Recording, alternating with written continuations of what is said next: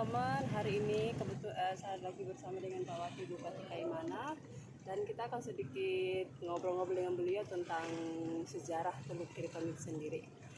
Nah, Pak Wakil, kabarnya mendengar tentang Teluk Triton ini, ada sejarahnya nggak tentang Triton itu sendiri? Ya, sebenarnya sejarahnya ada.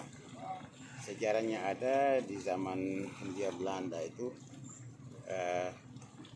Triton ini sebenarnya hanya nama sebuah kapal, ya, kapal Inggris yang kemudian masuk di teluknya, ketemu teluk ini namanya Triton. Tapi sebenarnya dari bahasa Koiwai atau bahasa Mairasi itu ada sebutan tersendiri, yang bahasanya saya sudah lupa. Tapi ini diambil dari sebuah nama kapal yang pada saat itu pertama kali menemukan gugusan pulau-pulau. Salah satu sektor yang paling memberikan dampak yang besar bagi sebuah negara atau daerah itu kan sektor pariwisata.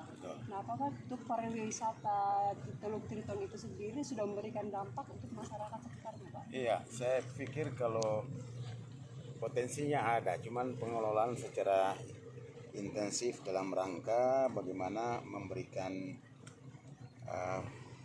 hasil pada perekonomian dan kesejahteraan ini yang belum dilakukan secara baik, sehingga ini merupakan program-program yang tidak hanya menjadi tanggung jawab pemerintah di daerah, tetapi kami juga sudah berkonsultasi, berkoordinasi dengan provinsi, bahkan juga dengan Kementerian Pariwisata di pusat, ya, ekonomi kreatif ini untuk bagaimana kita sama-sama melihat ini sebagai destinasi Indonesia, ya, seperti itu. Untuk Provinsi Papua Barat ini sendiri, kita tahu bahwa Raja Ampat ini masuk salah satu sebagai 7 keajaiban dunia. Ya. Nah, melihat potensi daripada Teluk Triton sendiri, bukan tidak mungkin masuk dalam destinasi itu juga. Tapi yang menariknya di sini, Pak, dari sekian banyak tempat pariwisata dan Teluk Triton ini sendiri sangat menyimpan banyak keindahan. Tapi kok dia tidak masuk dalam 10 daftar pariwisata itu? Betul. Memang, itu kira-kira kendala-tantangannya apa, Pak? Iya, memang kami juga waktu awal juga ketika memahami bahwa Triton ini mempunyai potensi. Kenapa atensi dari pemerintah pusat itu kurang difokuskan kepada kami, karena untuk Papua Barat itu 3 kabupaten ini menjadi destinasi pariwisata, itu Kaimana, Raja Ampat, dan Teluk Undama. Ya. Cuma di dalam pengembangannya justru pemerintah pusat lebih cenderung melihat dan berorientasi pengembangan pariwisata itu ada di Kabupaten Raja Ampat.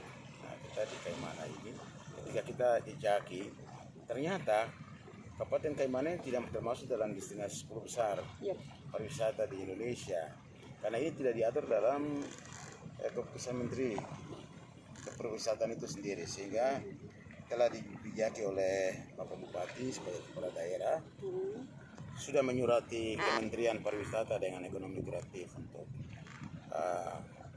Kaimana juga dimasukkan di dalam. Kalau sekarang 10 destinasi, barangkali ketika Kaimana tadinya 11. Seperti itu. Kemudian ditetapkan dalam satu kebijakan pemerintah pusat, sehingga ada bargaining antara pemerintah kabupaten dengan pusat dalam mendapatkan dana DAK itu bisa terrealisir. Siap. Dari data menurut data WT sendiri memprediksi bahwa di tahun 2030 ini manfaat ekonomi pariwisata dari negara maju dan berkembang itu kan berasal dari pulau-pulau kecil, Pak. Di mana sumber daya laut, manajemen perikanan berkelanjutan, budidaya perairan dan pariwisatanya dapat dimanfaatkan. Artinya sektor pariwisata ini dapat menjadi core ekonomi. Nah, kira-kira persiapan apa yang dilakukan oleh pemerintah setempat untuk melihat atau mengambil peluang ini? Ya, betul.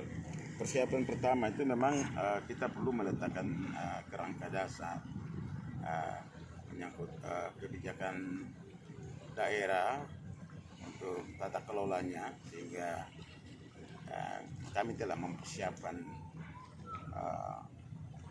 legal drafting terkait dan sudah dalam proses terkait dengan rencana induk pengembangan pariwisata itu sendiri, dan sementara ini masih didiskusikan di Biro Hukum Kemendagri. Kemudian yang kedua, kami sudah siapkan spot-spot, sudah ada penataan kira-kira pembagian misalnya penataan di kawasan Teluk Triton. Atau orang mau daftar itu ada di zona mana, kemudian juga misalnya rokeling dan lain sebagainya, menonton hiu paus juga nanti ada di areal-areal mana, kemudian juga yang lain-lain, karena kami di Kaimana ini punya kurang lebih soft coral dan hard coral itu sekitar 995 jenis karang yang biasa didatangi oleh wisatawan mancanegara maupun domestik untuk melihat itu, dan mereka tertarik sekali. Nah, kemudian dengan jenis ikan karang yang memang ada daerah konservasi dan penataan pariwisata ini dibagi 3, dibagi 4, ada di Kaimana secara komprehensif. Teluk Karbuni, Kaimana, kemudian Teluk Etna dan Burwai. Jumlah keseluruhan kalau kita melihat biodiversity untuk fishing saja di dalam laut itu kurang lebih ada 995 jenis ikan karang. Nah, untuk di kawasan Teluk Triton di sini saja ada 330 jenis ikan karang yang lebih banyak dari Raja Ampat. Nah, kemudian ada juga temuan-temuan belakangan ini di akuariumnya Ibu Lisa yang ada di rumah, ada di depan. Itu ada jenis ikan langka yang baru saja ditemukan. Nah, kemudian misalnya kita di daerah Teluk Karbuni itu sudah, nanti kalau lihat situ ada ikan yang ada mata itu kan, ya itu sudah. Tapi kalau ada beberapa jenis yang baru muncul di Aiduma itu dijadikan akuarium alam yang dikelola oleh Ibu Lisa itu sendiri, seorang Inggris ya, yang ibu ini yang sementara tinggal di Aiduma untuk penataan pariwisata bekerja sama dengan masyarakat. Jadi kalau kita mau melihat untuk dari sektor pendapatan asli daerah, sebenarnya kita ini zero. Ini baru mulai dibenahi itu di tahun 2017-18 sudah ada. Jadi sektor pariwisata ini baru dari perhotelannya saja. Tapi dari objek-objek wisata lain, misalnya di Triton yang dengan panorama yang begitu indah, kemudian ada beberapa tempat lainnya ini belum sama sekali dikelola secara intensif dalam rangka meningkatkan pendapatan daerah, tetapi juga mendorong ekonomi masyarakat dan juga membantu devisa negara. Iya.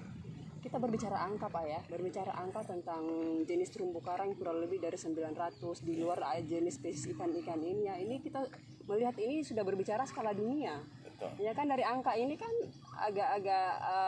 agak rancu sesuai dengan percakapan kita di awal bahwa tidak masuk dalam destinasi 10 wisata.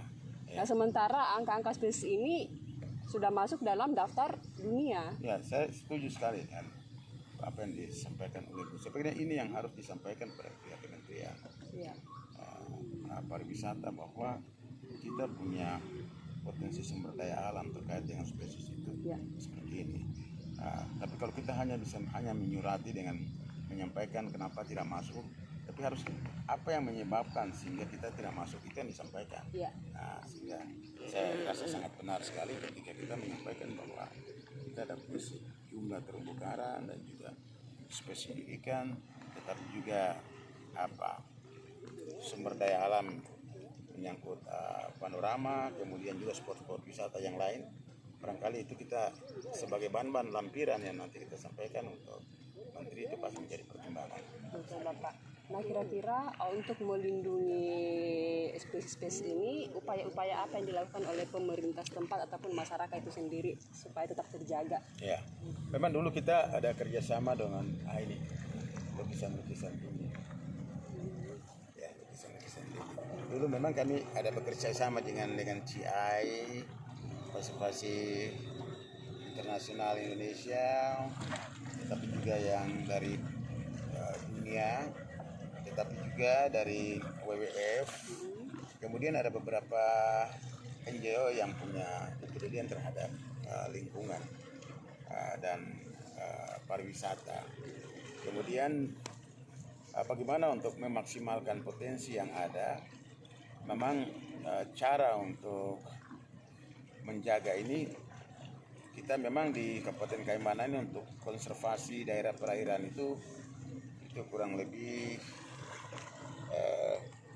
ada 30 ribuan ya yang kita konservasi. Kemudian itu dalam bentuk regulasi Perda nomor 11 tahun 2014, kemudian juga di backup oleh surat keputusan gubernur menjaga wilayah konservasi perairan. Nah, cara menjaganya selain bekerja sama dengan NGO-NGO yang tadi, ketika mereka sekarang habis kontrak, sehingga yang dilakukan oleh masyarakat pemerintah setempat itu lebih mengandalkan sistem konservasi yang dibangun oleh masyarakat lokal di Kaimana dengan sistem sasinggama. Jadi kita menggunakan manajemen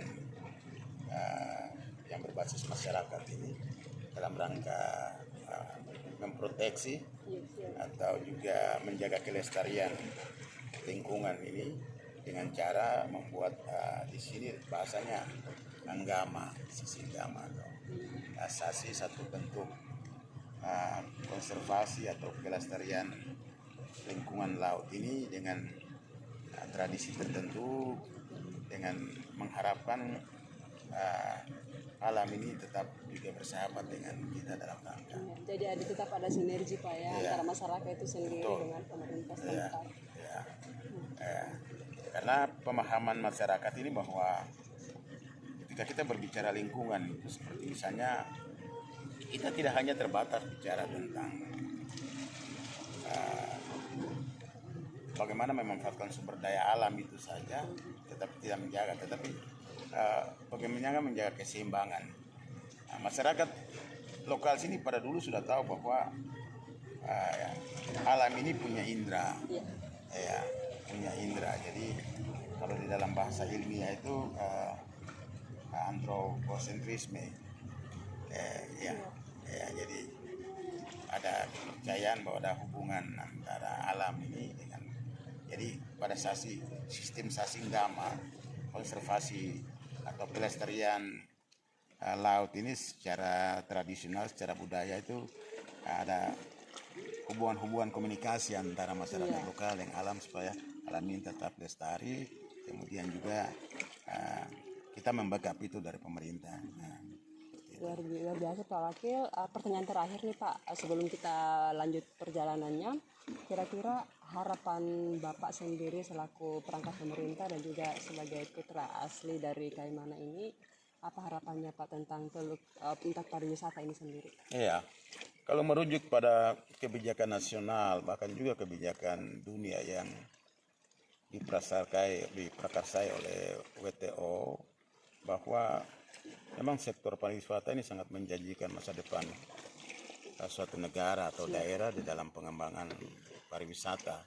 Ya, kita lihat saja diprediksikan oleh negara ini bahwa di tahun 2030 itu sektor pariwisata bahari, yang ekowisata ini sangat menjanjikan dalam rangka pengembangan ekonomi dan bisa dijadikan sebagai core ekonomi dunia, pusat ekonomi dunia.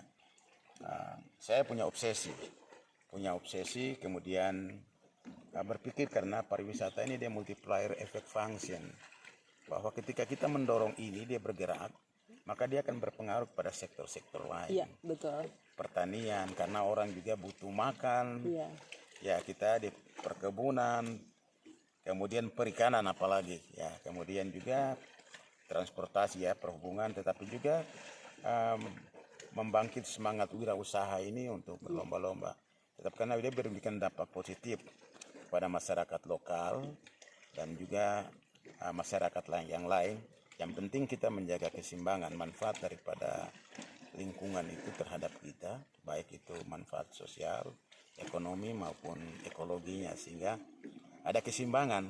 Semua ini kita pelihara melalui konservasi tradisional tadi itu, sehingga semua ini dapat jalan. Dan obsesi saya insya Allah kalau jadi bupati, Amin. ya Amin. mungkin Amin. yang saya lebih kedepankan itu visi pertama itu kita memulai dari membangun pariwisata ini. Siap. Amin. Oke, Pak Wakil, mungkin sampai di sini dulu sebelum kita lanjut lagi di perjalanan berikutnya. Nanti kita lanjut sana. Next. Oke.